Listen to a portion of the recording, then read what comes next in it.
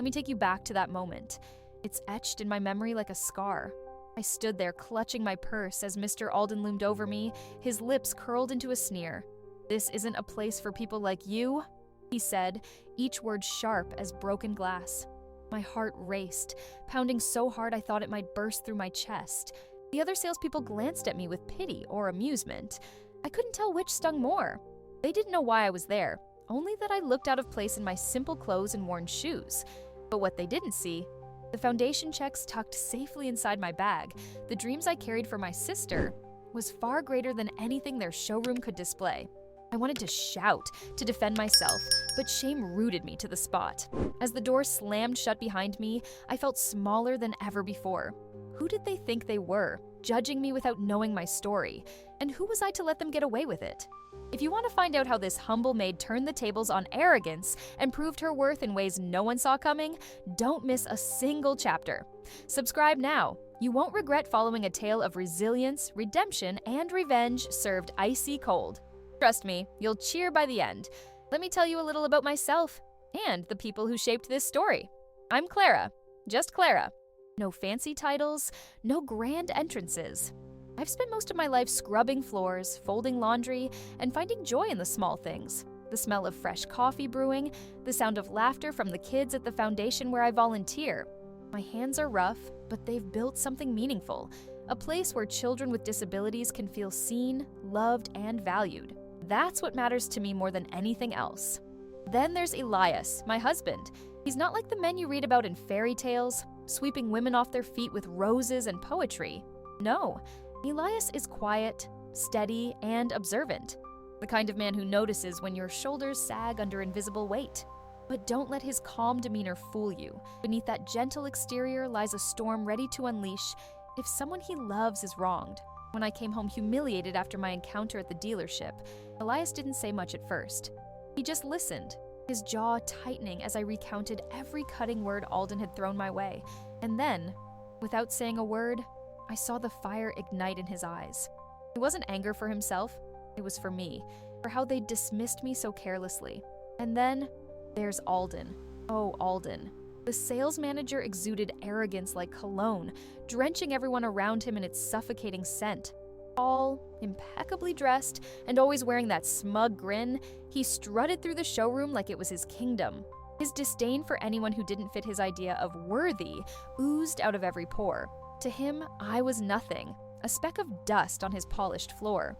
What he didn't realize, though, was that his prejudice would lead him down a path he never intended to walk. What binds us together isn't wealth or power, it's character. Mine, forged by years of hard work and humility. Elias's, shaped by love and loyalty. And Alden's, well, his will be tested until it breaks apart and reforms into something new. Together, we're going to prove that true greatness doesn't come from shiny cars or designer suits. It comes from the heart.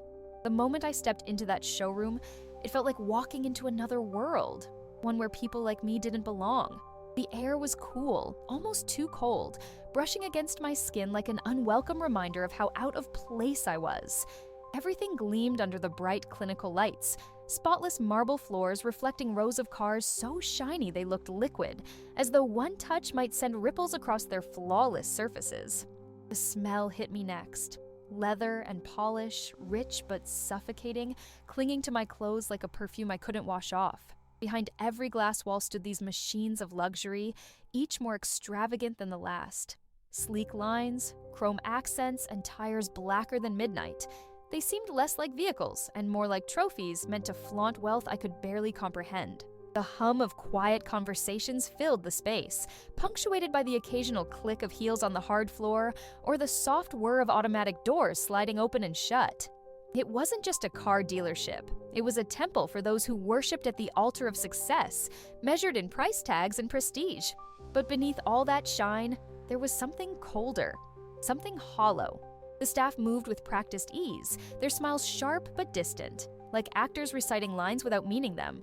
Their eyes flicked over me dismissively before turning away, already forgetting I existed. Even the light felt wrong, too harsh, exposing every flaw, leaving no room for shadows or secrets. My simple cotton dress suddenly felt heavy, its fabric rough compared to the silk scarves draped casually around the necks of other customers. Every step I took echoed louder than it should have, drawing attention I didn't want. And then there was Alden, standing behind his polished desk like some kind of gatekeeper to this glittering fortress. His suit was impeccable, his posture rigid, his gaze calculating. He looked at me not as a person, but as a problem to be solved. Or better yet, ignored altogether. The weight of his judgment pressed down on me, making it hard to breathe. This wasn't just a building full of expensive cars. It was a stage designed to make you feel small if you didn't measure up. And trust me, I felt smaller than ever. Stick around. You'll see how this icy palace becomes the battleground for lessons none of us expected to learn. It wasn't supposed to be this hard. All I wanted was a car, a simple, reliable hatchback for my sister. She'd been working 2 jobs to support her kids while juggling school, and I thought it would make her life easier. A gift, plain and simple.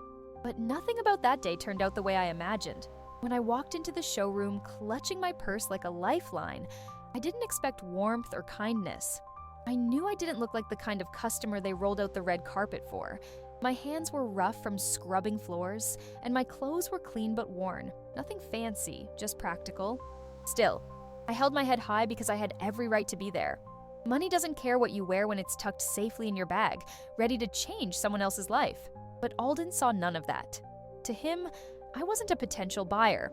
I was an inconvenience.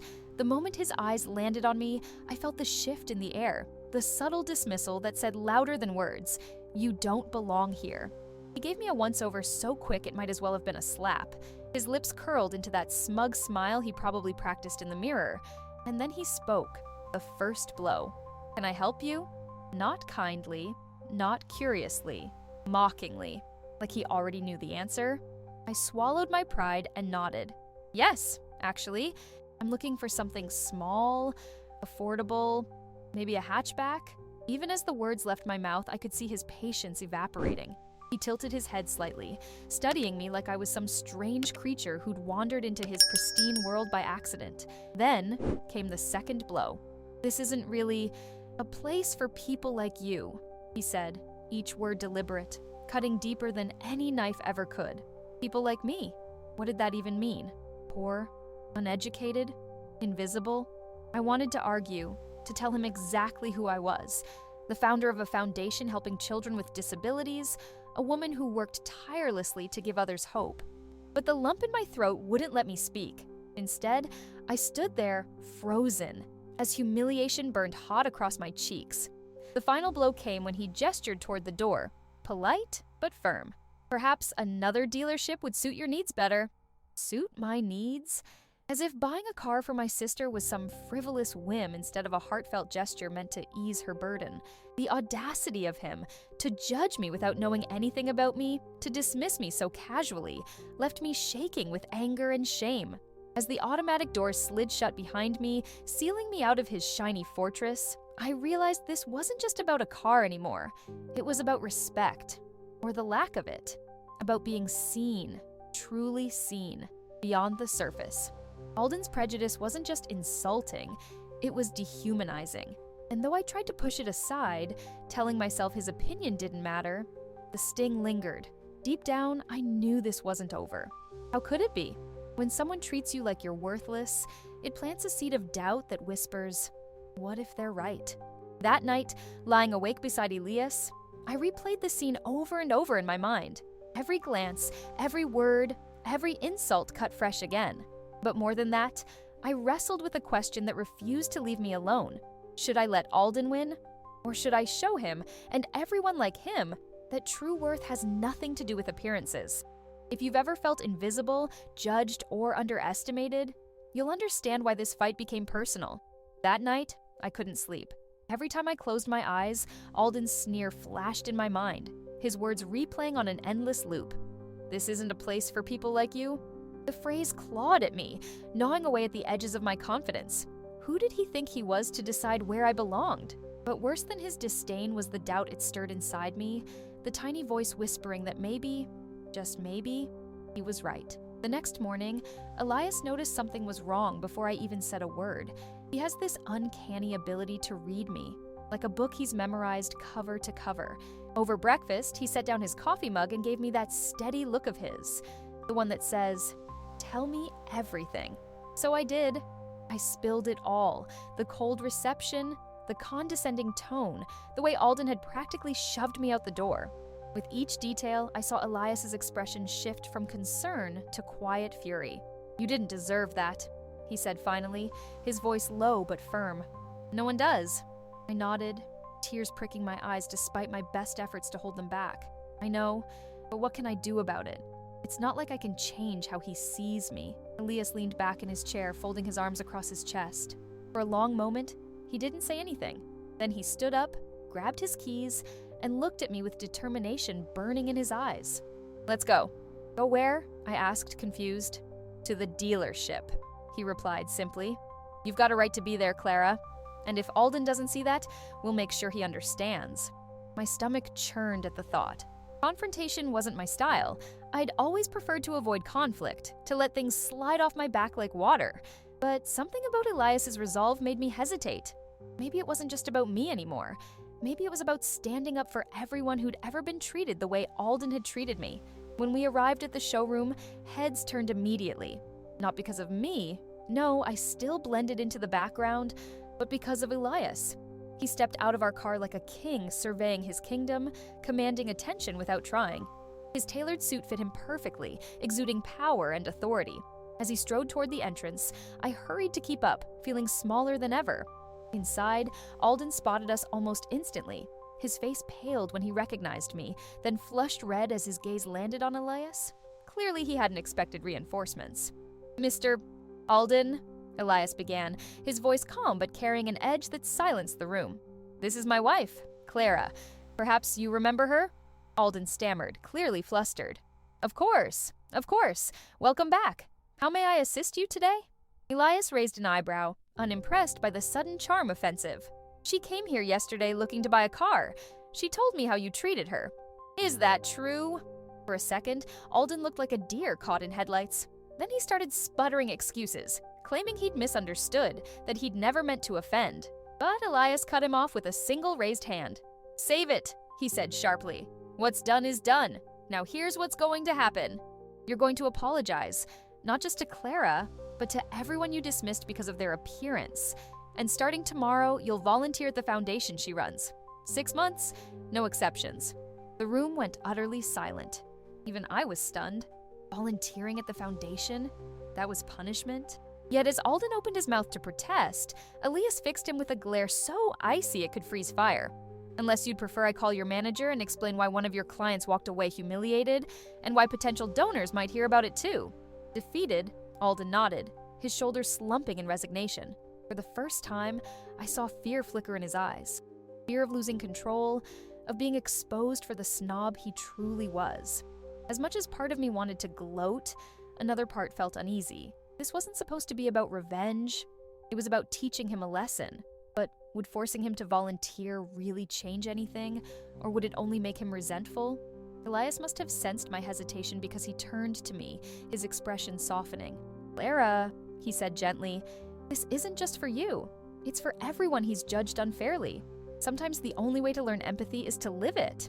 I nodded slowly, understanding dawning. Alden wouldn't just be volunteering, he'd be stepping into a world far removed from his polished showroom, meeting people whose worth couldn't be measured by bank accounts or designer suits. If nothing else, maybe he'd start seeing beyond appearances. But little did I know, this was only the beginning. What happened next would test not just Alden's character, but mine as well. For the first few weeks, life seemed to settle into a strange kind of rhythm. Alden showed up at the foundation reluctantly, his polished shoes clicking awkwardly against the scuffed linoleum floors. He looked out of place among the kids and volunteers, like a fish floundering on dry land. Every morning he arrived stiff-backed and unsmiling, dressed in tailored slacks and button-up shirts that screamed, "I don't belong here." At first, I thought he might refuse to participate altogether. But Elias's warning must have sunk in because, despite his obvious discomfort, Alden followed instructions without complaint. The kids were curious about him, of course. They didn't care about his expensive clothes or his frosty demeanor. They saw only a new face, someone different. "Who's that man?" one little boy named Tommy asked me during arts and crafts. I smiled, choosing my words carefully. "That's Mr. Alden. He's helping us for a while." Tommy tilted his head, studying Alden as he struggled to assemble a puzzle with another child. "He doesn't look happy," Tommy observed bluntly. "No, he doesn't," I agreed softly.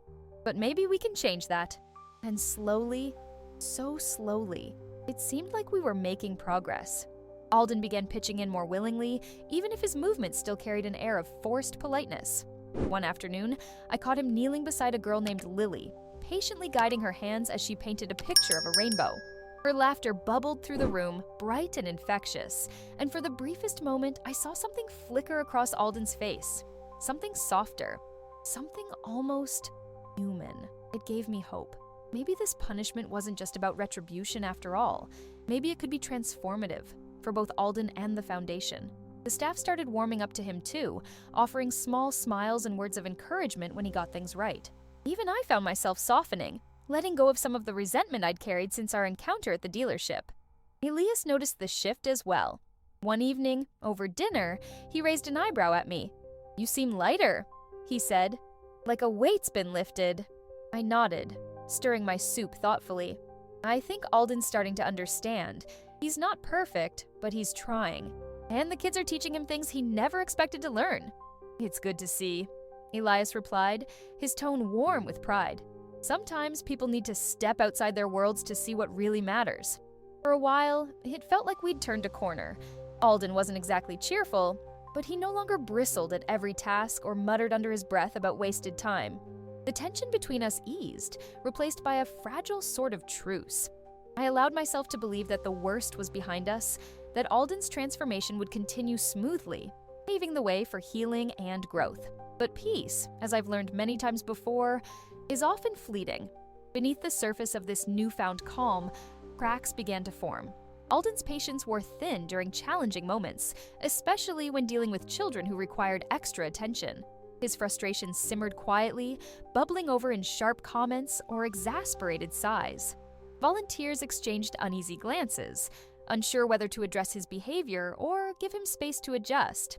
Then came the day everything nearly unraveled. A fundraising event was approaching, and tensions ran high as we prepared decorations, coordinated activities, and finalized guest lists. Alden had been tasked with organizing supplies, a responsibility I thought would keep him focused and engaged. Instead, he snapped at a young volunteer who accidentally spilled paint on a banner, calling her careless and incompetent. The room fell silent, the weight of his words hanging heavy in the air. My heart sank as I watched the girl fight back tears. This wasn't the man I'd hoped to see emerge from the wreckage of his arrogance. This was the old Alden, the one who judged harshly and lashed out when things didn't go his way. For the first time in weeks, doubt crept back in. Had anything truly changed? Or was this just a temporary mask, hiding the same prejudices beneath? As I confronted Alden later that afternoon, my voice trembling with frustration, I realized the road ahead wouldn't be smooth. Transformation isn't linear, it's messy, painful, and unpredictable. And though I wanted to believe in second chances, I couldn't ignore the truth staring me in the face. Alden still had a long way to go. If you've ever wondered whether people can truly change, or how far forgiveness should stretch, you won't want to miss what happens next. The fallout from Alden's outburst hit harder than I expected. That evening, as the sun dipped below the horizon and painted the sky in fiery hues, the Foundation felt quieter than usual, like the calm before a storm. Volunteers whispered among themselves, casting sidelong glances at Alden, who sat alone in the corner, his face buried in his hands. For the first time since he'd started volunteering, he looked vulnerable. But vulnerability wasn't enough to undo the damage he'd done. Word spread quickly about what happened, and by morning, the tension was palpable. Parents of some of the children called me, their voices laced with concern. "Is this man really fit to be around our kids?" one mother asked pointedly. Another volunteer, Sarah, pulled me aside during breakfast prep. "Clara," she said softly, "we trust you, but if Alden keeps acting like this, it could hurt the Foundation. People might stop coming." Her words stung because they were true. The Foundation wasn't just my passion, it was a lifeline for so many families. If Alden's behavior drove them away, all the progress we'd made would crumble. Worse still, the upcoming fundraiser was only days away, and the last thing we needed was drama overshadowing an event meant to bring people together. I decided to confront Alden directly. When I found him outside, pacing near the garden where the kids often played, I took a deep breath and approached him. "We need to talk," I said firmly, my voice steady despite the turmoil swirling inside me. He stopped mid-step, his shoulders sagging under the weight of guilt. Or maybe shame. "I know," he muttered without looking at me. "I messed up. Again." "Yes, you did," I replied, my tone leaving no room for excuses. "You can't keep treating people like that, Alden. These kids look up to us. They depend on us. And when you lash out, you're not just hurting one person. You're damaging something bigger than yourself." Alden finally met my gaze, his eyes bloodshot and weary. "Do you think I don't know that? Do you think I don't see how much I've screwed everything up? But it's hard." His voice cracked on the last word, raw emotions spilling out. "This isn't my world, Clara. I don't belong here any more than you belonged in my showroom." His honesty caught me off guard. For all his arrogance, Alden wasn't entirely wrong. He didn't fit into this environment. And yet, neither had I when I first started working at the foundation. It wasn't about belonging. It was about trying, about showing up, even when it felt impossible. "You're right," I admitted after a pause. "This isn't easy for you, but nothing worth doing ever is. You wanted to prove yourself, to show everyone you're not the man who judged me based on appearances. Well, now's your chance. Are you going to give up, or are you going to fight for this?" His jaw tightened, determination flickering in his expression. "I'll try," he said quietly, "but I need help." That conversation marked a turning point, or so I thought.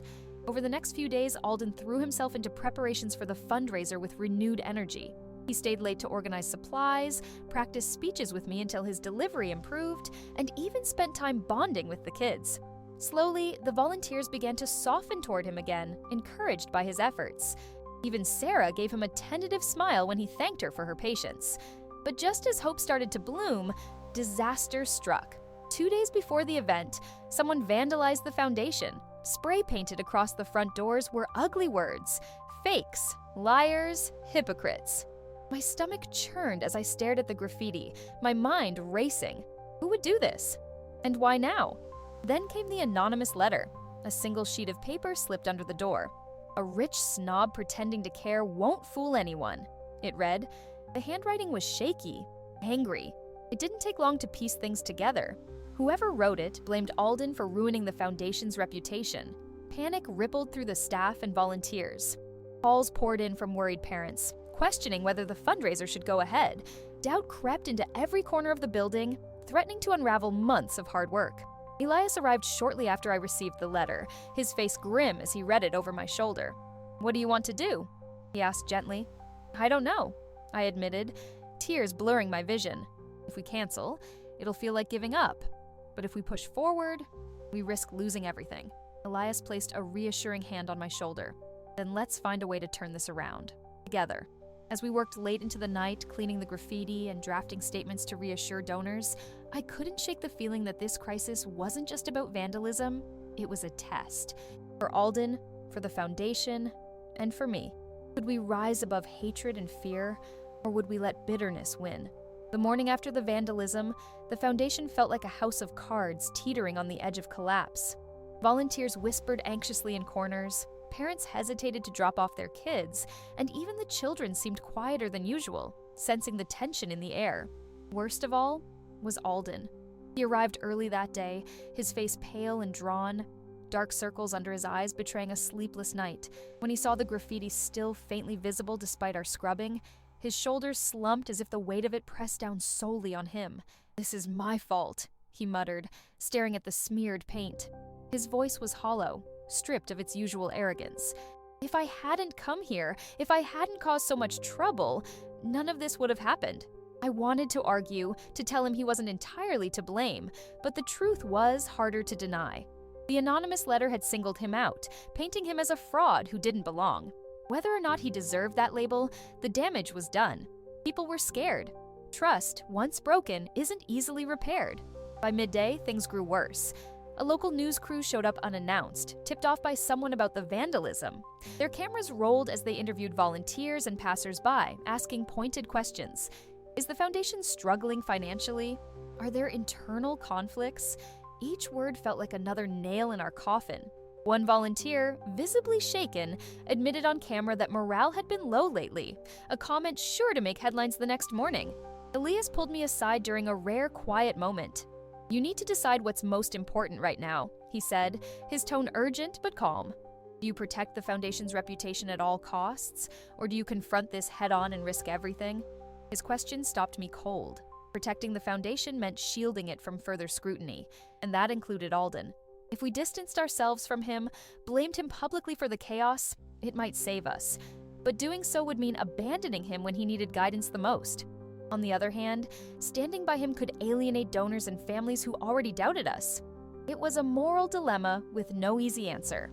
That evening, as I sat alone in the quiet sanctuary of the Foundation's tiny office, I wrestled with my conscience. Memories surfaced of being dismissed by Alden, of feeling invisible and unworthy. How many times had I wished someone would stand up for me then? And yet, here I was, facing a choice between justice and compassion. Should I forgive Alden for his mistakes, knowing full well how painful they'd been? Or should I prioritize the greater good, even if it meant sacrificing him? Finally, I made my decision. I walked back into the main hall where Alden sat hunched over a table, staring blankly at a stack of flyers. Sitting down across from him, I took a deep breath. "Alden," I began, choosing my words carefully, "we have a problem. Someone leaked the story to the press, and tomorrow, this place will be under a microscope. We can either distance ourselves from you to protect the Foundation, or we can stand together and face whatever comes next.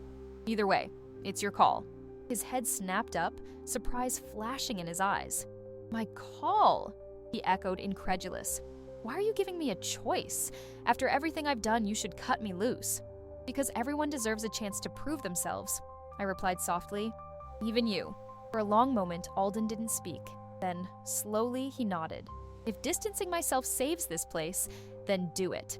I don't want to be the reason it falls apart." Relief washed over me, but only briefly. As much as I admired his willingness to take responsibility, I couldn't shake the feeling that walking away would undo all the progress he'd made.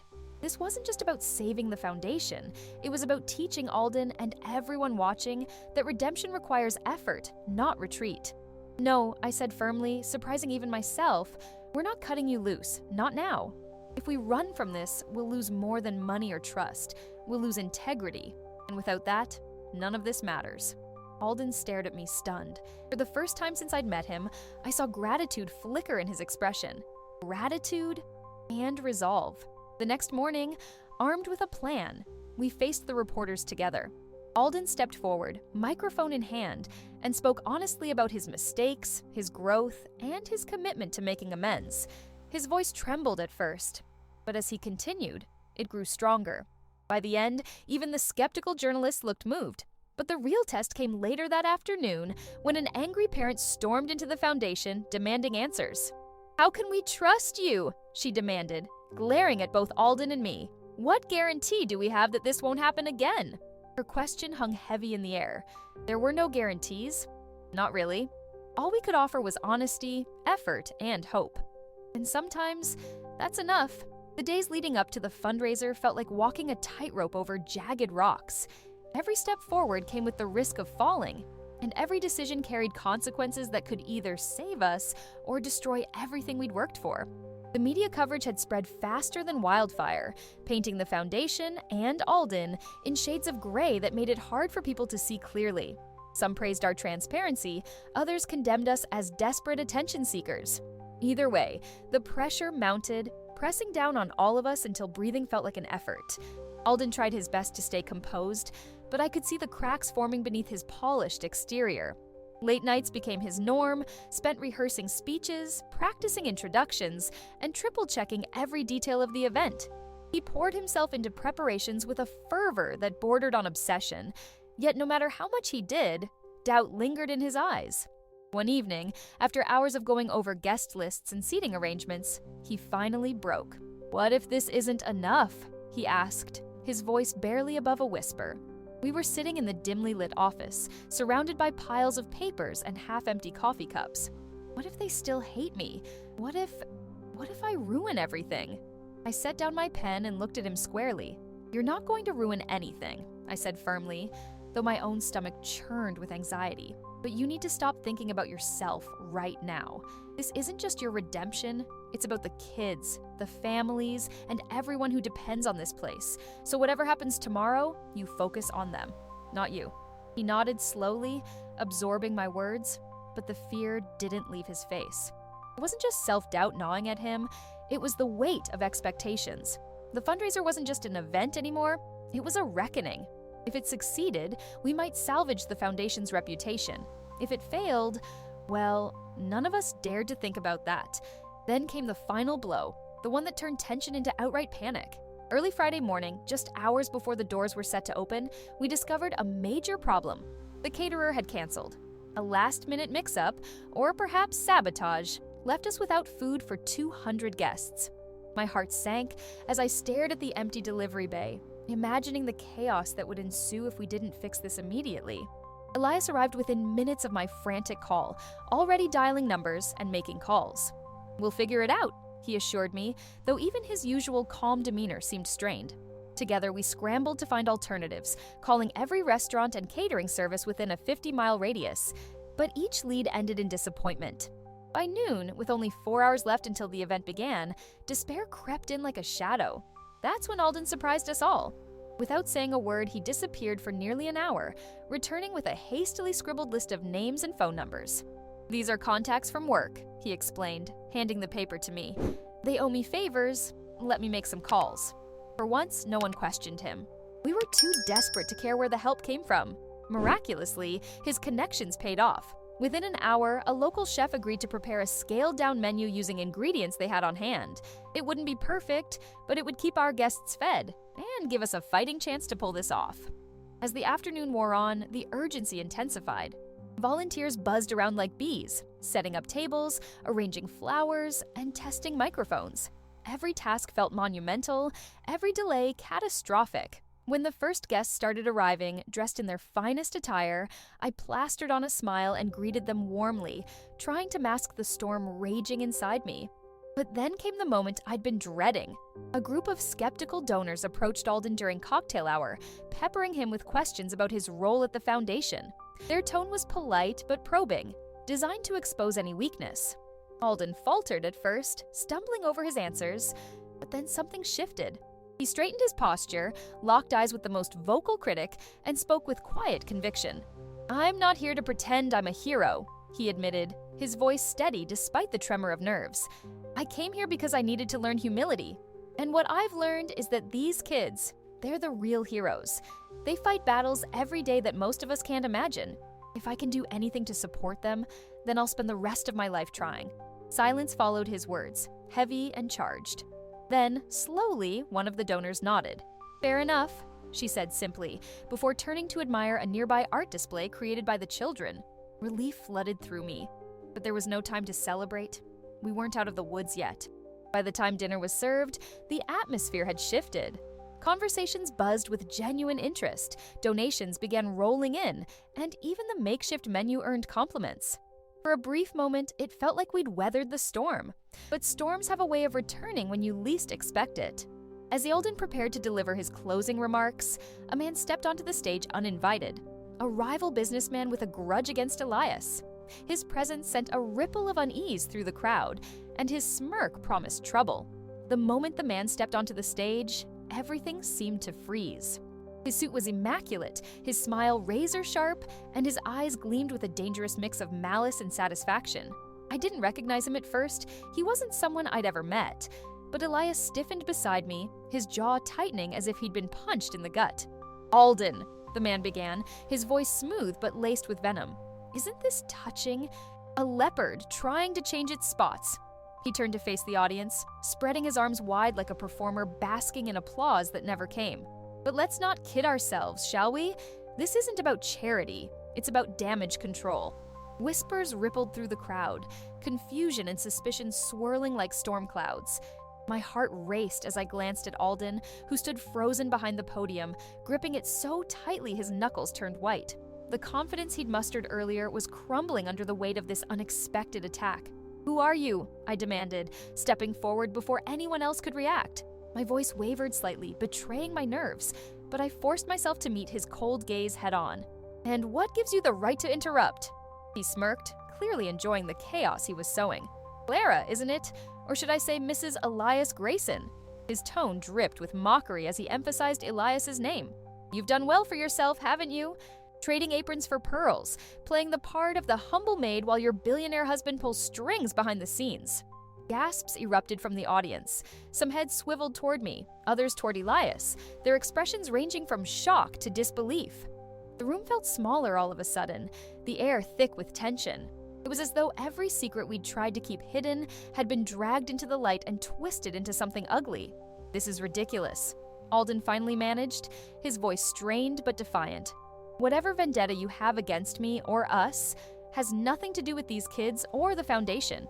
So why don't you leave before you make even more of a fool of yourself?" The man chuckled darkly, shaking his head. "Oh, Alden, still pretending to care about the kids. How quaint. But tell me this, how many of these donors would stick around if they knew your little redemption project was funded by guilt money? That Elias here bought your cooperation to save face after one too many scandals?" My stomach churned. This wasn't just an attack on Alden, it was an assault on everything we'd built together. Every ounce of trust, every shred of goodwill hung precariously in the balance. If people believed him, the Foundation would crumble overnight. Families would pull their children out, volunteers would walk away, and the dream we'd fought so hard to protect would vanish like smoke. Elias moved closer to me, his presence grounding me even as fury burned in his eyes. "Enough," he said sharply, his voice cutting through the murmurs like a blade. "You want to settle old scores? Fine. Do it with me, not them. These people deserve better than your lies." The man raised an eyebrow, unfazed. "Lies? Is that what you're calling the truth now?" Interesting choice of words. I couldn't take it anymore. Stepping up to the microphone, I grabbed it from Alden's trembling hands and faced the crowd. "Listen to me," I said, my voice steady despite the tremor inside me. "Yes, Elias is my husband. Yes, he has money. But none of that changes who I am, or who we are. This foundation isn't about wealth or power. It's about hope, about giving kids a chance to shine when the world tells them they don't matter." Silence fell over the room, heavy and electric. All eyes were on me now, waiting to see what I'd say next. I took a deep breath, letting the truth pour out in waves. If you think we're perfect, you're wrong. We've made mistakes, big ones. But perfection isn't the point. What matters is whether we try to be better, whether we stand up for what's right, even when it's hard. For a moment, no one spoke. Then slowly, a woman near the front stood up and clapped. Another joined her, then another, until the entire room erupted in applause. Tears blurred my vision as I looked out at the sea of faces, grateful beyond words for their support. But the man wasn't finished yet. With a sneer, he reached into his jacket and pulled out a folder, waving it triumphantly. "Let's see how much they cheer when they hear what's really in here." The folder in his hand felt like a ticking bomb, its contents poised to explode and destroy everything we'd worked for. My pulse thundered in my ears as the man held it aloft, his smirk widening with each passing second. "Go ahead," he taunted, his voice dripping with malice. "Open it. Let everyone see the truth." I glanced at Elias, whose face was a mask of fury and restraint, then at Alden, who looked ready to collapse under the weight of uncertainty. The room had gone eerily quiet again, the earlier applause replaced by an oppressive silence. Every eye was on me waiting for my next move. "No," I said firmly, stepping away from the microphone and toward him. My legs felt shaky, but I forced myself to keep moving, one foot in front of the other. "You don't get to decide what's true here. Not tonight." He blinked, caught off guard by my defiance. "Excuse me? You heard me." I stopped just a few feet away, close enough to see the beads of sweat forming along his hairline. "Whatever you think you have in that folder, whatever lies or half-truths you're planning to throw at us, it doesn't change anything. This foundation isn't built on secrets or scandals. It's built on love, hard work, and the belief that every child deserves a chance to shine." His smirk faltered slightly, but he recovered quickly, waving the folder again. "Love? Hard work? That's cute, Clara. But let's be honest, people don't care about your speeches or your sob stories. They care about facts. And these," he tapped the folder dramatically, "are damning."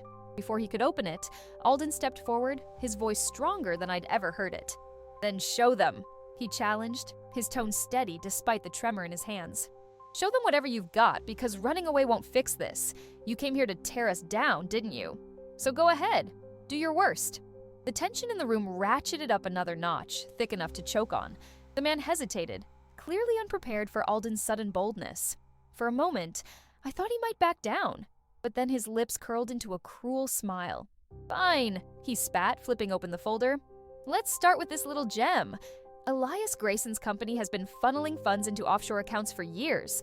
Tax evasion, bribes, shady deals, you name it, all while pretending to be some kind of philanthropist." Gasps rippled through the crowd, followed by murmurs of disbelief. Some people looked at Elias accusingly, others skeptically. A few even started gathering their things, ready to leave. My heart sank, but I refused to give up. Not yet. "Is that supposed to shock us?" I shot back, my voice rising to cut through the noise. "Because if you think throwing around accusations without proof is going to scare anyone, you're wrong. Where's your evidence? Hearsay and rumors aren't facts. They're distractions. And frankly, I expected better from someone so determined to ruin us." The man scowled, clearly irritated by my refusal to crumble. "Evidence?" he sneered. "How about this?" He yanked out a stack of papers and shoved them toward me. "Bank statements, transaction records, all tied directly to your precious husband." Elias finally stepped forward, his expression calm but commanding. "Those documents are real," he admitted, silencing the room instantly. "But they're not what you're making them out to be. Yes, my company uses offshore accounts, but legally, transparently, and for legitimate business purposes. If you'd bothered to do your research instead of jumping to conclusions, you'd know that." The man faltered, his confidence wavering for the first time. "That's irrelevant," he stammered. "The point is, you're not the saint everyone thinks you are." "And neither are you," Alden interjected sharply. He turned to face the audience, his posture straight and resolute. "Look, none of us are perfect. We've all made mistakes. And yes, some of us have more to answer for than others. But does that mean we should stop trying to make things right? Should we give up on helping these kids just because someone wants to drag our names through the mud?" His words resonated deeply, stirring something in the crowd. Slowly, heads began nodding, and whispers turned supportive rather than accusatory. Even the skeptical faces softened, their doubt giving way to understanding. But the man wasn't done fighting. "This is pathetic," he snapped, clutching the folder tighter. "You're all fools if you believe this act. These people," he jabbed a finger at me, Elias, and Alden, "are nothing but frauds hiding behind charity." That was when Lily, one of the youngest children at the foundation, walked up to the stage. She tugged gently on my sleeve, her big brown eyes filled with trust and determination.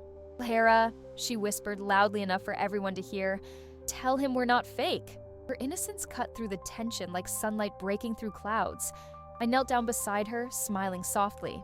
"We're not fake, sweetheart. None of us are."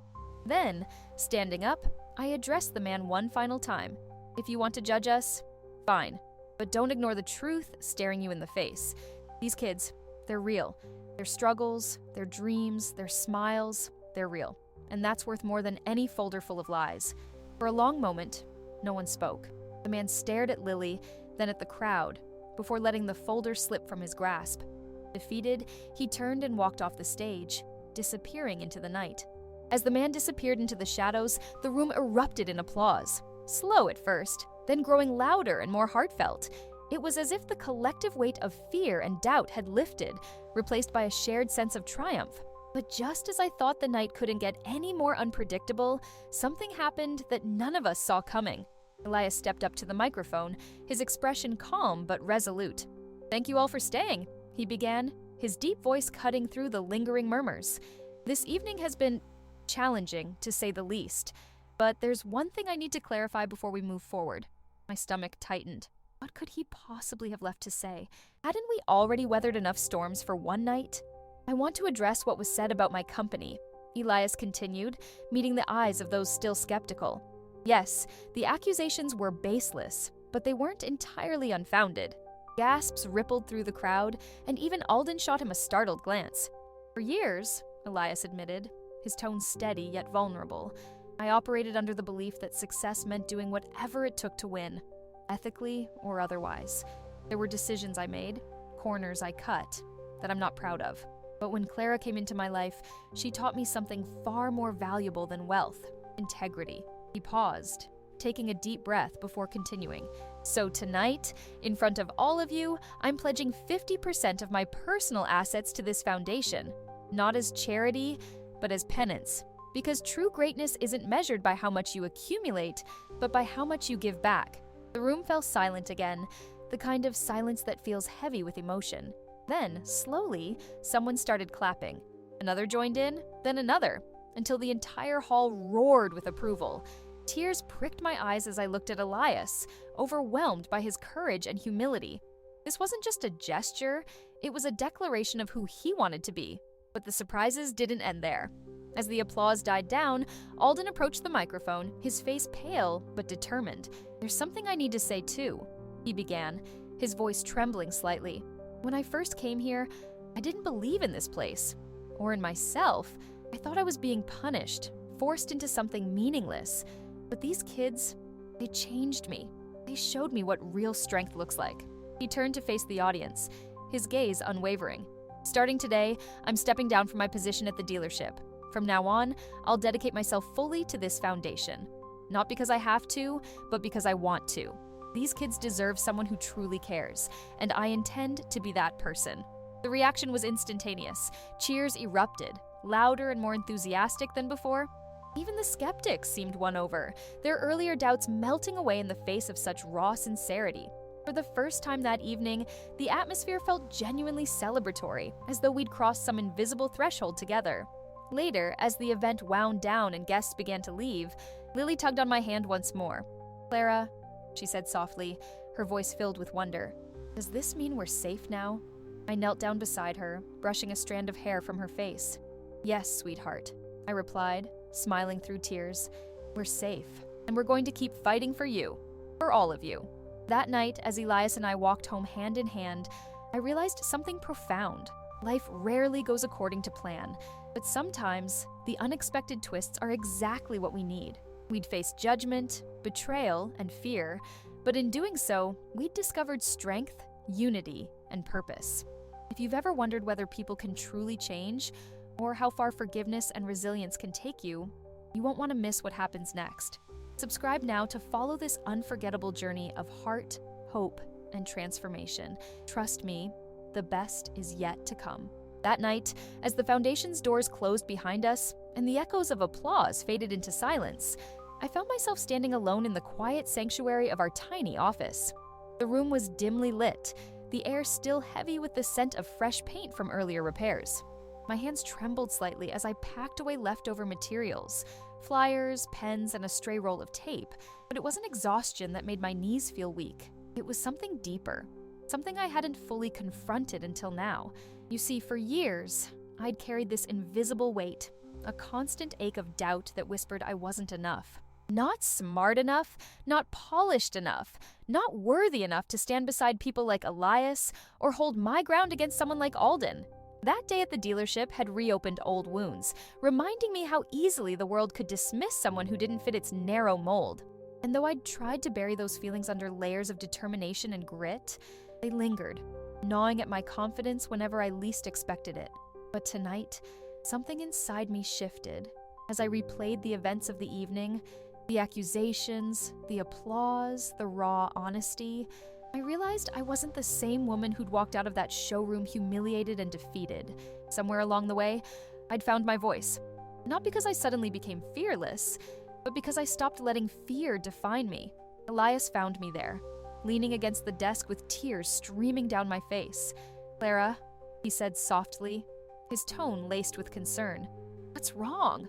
I shook my head, laughing through the tears. "Nothing's wrong. That's the thing. I don't think anything's ever been more right." He frowned, confused, but patient. "Then why are you crying?"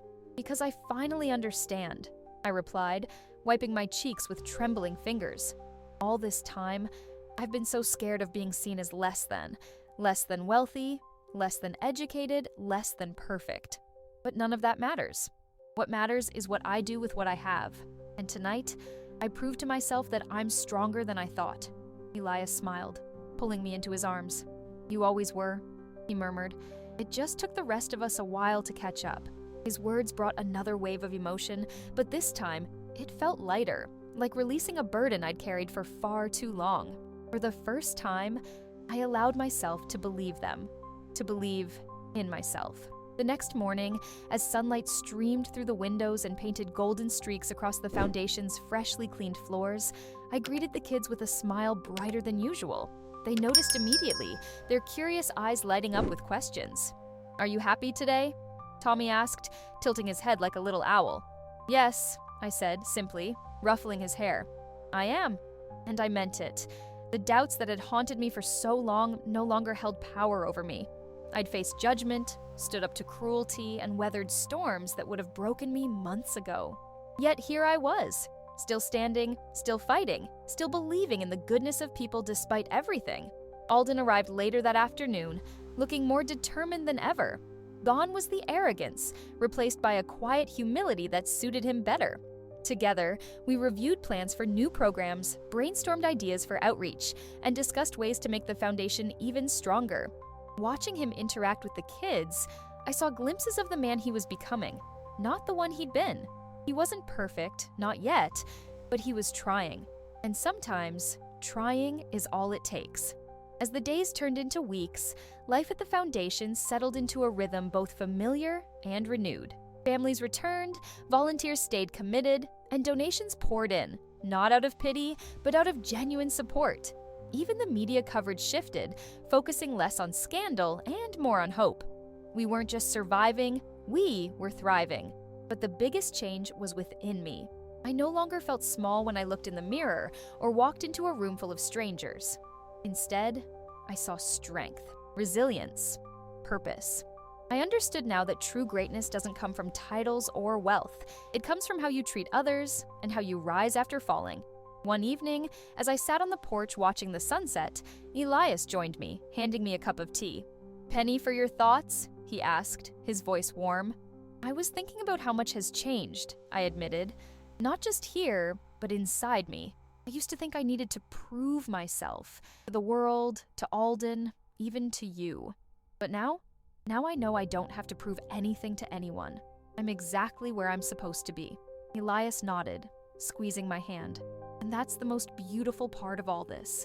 You've become unstoppable. Unstoppable." The word resonated deep within me, settling like a promise I intended to keep. Because if there's one thing I've learned, it's that life will test you, push you, and challenge everything you believe in. But if you stay true to yourself, if you fight for what matters, you'll discover a strength you never knew you had. The weeks that followed the fundraiser felt like stepping into a new chapter, not just for the foundation, but for all of us. The storm had passed, leaving behind clearer skies and stronger foundations, both literal and figurative. Yet, as much as things seemed to settle, I knew the true resolution of this journey wasn't about sweeping away the wreckage, it was about rebuilding what mattered most. For Alden, the transformation was undeniable. He threw himself into his work at the foundation with an intensity that surprised even me. Gone was the man who'd once dismissed others based on appearances. Now, he greeted every child by name, remembered their favorite activities, and listened to their stories with genuine interest. One afternoon, I found him sitting cross-legged on the floor, helping Lily piece together a puzzle she'd been struggling with for days. His tie was loosened, his sleeves rolled up, and there was a softness in his expression I'd never seen before. "I think I finally get it," he said when he noticed me watching. "It's not about fixing everything for them. It's about being there while they figure it out themselves." His words struck a chord deep within me. That was exactly what we'd all done for him. Stood by as he stumbled, fell, and rose again. Redemption isn't something you can hand someone like a gift. It's something they have to earn one step at a time. And Alden was earning it, moment by moment, choice by choice. As for Elias, our bond had grown stronger through the trials we'd faced together. There were nights when I'd wake up restless, replaying the fundraiser in my mind, the accusations, the tension, the fear, and he'd be there beside me, steady and reassuring. "You did good," he'd say simply, brushing a strand of hair from my face. "More than good. You showed people what real courage looks like." And maybe that was the heart of it.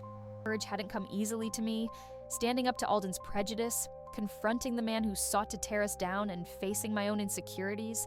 They'd all required more strength than I thought I possessed. But each challenge had chipped away at the walls I'd built around myself, revealing a version of me I barely recognized yet deeply admired. The foundation itself became a testament to how far we'd come. Donations continued to pour in, not just money, but time, resources, and goodwill.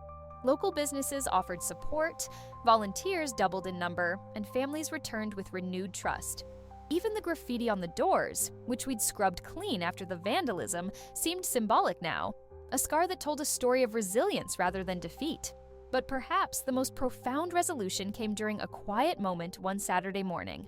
As I helped Tommy practice tying his shoelaces, a skill he'd been determined to master, I realized something important. This place wasn't just about helping kids overcome disabilities. It was about showing everyone, including ourselves, that no obstacle is insurmountable if you refuse to give up. "Clara," Tommy said suddenly, interrupting my thoughts, "do you think I'll ever run fast like other kids?" I knelt down beside him, meeting his wide, hopeful eyes. "You already are running fast, sweetheart. Maybe not with your legs, but with your heart. And that's what really counts." He grinned then, his whole face lighting up, and went back to practicing his laces with renewed determination. In that moment, I understood. The main conflict wasn't just about saving the foundation or proving Alden wrong. It was about believing in ourselves, in each other, and in the power of second chances. By the time autumn painted the trees in shades of gold and crimson, the foundation felt alive in ways I'd never imagined. Families gathered for picnics on the lawn, volunteers laughed over shared meals, and the kids thrived under the love and attention they received. Even Alden began receiving letters of gratitude from parents, thanking him for the difference he'd made in their children's lives. Each note was a reminder that change ripples outward, touching lives in ways we can't always predict. One evening, as I stood on the porch watching the sun dip below the horizon, I felt a sense of peace settle over me. The challenges hadn't disappeared. Life rarely works that way, but they no longer loomed so large. We'd faced judgment, betrayal, and fear, and somehow we'd emerged stronger on the other side. The ripple effects of that tumultuous season touched each of us in ways I couldn't have foreseen. For Alden, the change was nothing short of transformative. He wasn't just a man who'd learned humility, he was someone discovering purpose for the first time. Every morning, he arrived at the foundation with a quiet energy, his polished shoes replaced by sturdy sneakers better suited to chasing after kids or kneeling on the floor during art projects. The volunteers joked that he'd become part of the furniture, but there was affection in their teasing. They saw what I saw, a man who'd found redemption not through grand gestures, but through small, consistent acts of kindness. One day, as we prepared for a community fair, Alden pulled me aside. "Clara," he began hesitantly, "I've been thinking, I want to start mentoring some of the older kids. You know, helping them navigate high school, maybe even college applications." His voice wavered slightly, as if he feared rejection. "Of course," I replied, smiling warmly. "They'd be lucky to have you." His gratitude was palpable, and over the following weeks, I watched him form bonds with teenagers who reminded me of myself at their age, unsure of their place in the world, hungry for guidance, and desperate to prove themselves. Watching Alden guide them with patience and wisdom filled me with pride. This was the man he was always meant to be, hidden beneath layers of arrogance and insecurity. Elias, too, underwent a quieter but equally profound shift. His decision to pledge half of his assets to the foundation had sparked something in him, a renewed sense of responsibility and connection. No longer content to support from the sidelines, he began taking an active role in the foundation's operations. Whether it was negotiating contracts with suppliers, organizing fundraising events, or simply reading bedtime stories to the younger children, Elias threw himself into the work with a passion that inspired everyone around him. But perhaps the most surprising consequence of all was how much closer it brought us together. Before this journey, our marriage had been built on love and mutual respect. But now, it felt fortified by shared struggle and triumph. We talked more openly about our fears, dreams, and vulnerabilities, finding strength in our ability to lean on one another. One evening, as we sat side by side under a blanket of stars, Elias turned to me and said, "You saved me, Clara. Not because you fixed everything, but because you showed me what truly matters." As for me, I discovered a version of myself I barely recognized yet deeply cherished. The doubts that had haunted me for so long, the whispers that told me I wasn't enough, had faded into silence. In their place stood a woman unafraid to speak her truth, face challenges head-on, and fight for what she believed in. I no longer felt invisible when I walked into a room. Instead, I carried myself with a quiet confidence that came from knowing my worth wasn't tied to appearances or approval. Even the kids noticed the difference. "You're different, Clara," Lily said one afternoon as we painted flower pots for a garden project. "You're shinier." I laughed, brushing paint off my hands. "Shinier?" She nodded earnestly. "Yeah, like you're glowing from the inside." Her words stayed with me long after we finished painting, reminding me of how far I'd come and how much further I could go. The consequences extended beyond our little circle, too. Families who'd once doubted the foundation's integrity became its staunchest advocates, spreading the word to friends and neighbors. Local businesses offered discounts, partnerships, and volunteer hours, while schools reached out to collaborate on programs for children with disabilities. What had started as a fragile dream was now a thriving network of support, weaving together lives in ways none of us could have predicted. Yet, the most unexpected consequence came months later, when Alden received a letter from a former colleague at the dealership. The man, who'd once dismissed Alden's involvement with the foundation as a publicity stunt, wrote to apologize. "I didn't understand before," the letter read, "but seeing how much you've changed and how much good you're doing, it made me rethink my own priorities. Thank you for showing me what real success looks like." When Alden shared the letter with me, tears glistened in his eyes. "It's proof," he said softly. "Proof that people can change if they're willing to try. And that, more than anything, encapsulated the heart of our journey. Change isn't easy. It's messy, painful, and often uncertain. But it's also possible, and sometimes it starts with the smallest act of courage. For Alden, it was stepping into a world he didn't belong to. For Elias, it was letting go of old habits and embracing vulnerability. And for me, it was standing tall despite the weight of judgment and fear. As I sit here now, penning these thoughts in the quiet hours before dawn, I find myself reflecting on everything that's transpired. Life has a way of teaching us lessons we didn't know we needed, often through trials we'd rather avoid. But looking back, I see how each challenge, each moment of pain and triumph has woven itself into the fabric of who we are, shaping not just our lives, but the lives of those around us. At its core, this story is about seeing beyond appearances. It's easy to judge someone based on what they wear, where they come from, or the mistakes they've made. Alden did it to me that day at the dealership, just as the world had done to him countless times before. Yet beneath those surface judgments lie truths far richer and more complex than any assumption could capture. True worth isn't measured by wealth or titles. It's found in character, kindness, and the willingness to grow. For Alden, growth meant shedding the armor of arrogance he'd worn for so long. It meant stepping into a world that demanded vulnerability and humility, where success wasn't defined by sales numbers, but by smiles and trust earned one interaction at a time. For Elias, it meant confronting his past actions and choosing to use his privilege not as a shield, but as a tool for good. And for me, it meant embracing my own value, refusing to let others' opinions dim the light within me. But this journey wasn't just about individual transformation, it was about connection.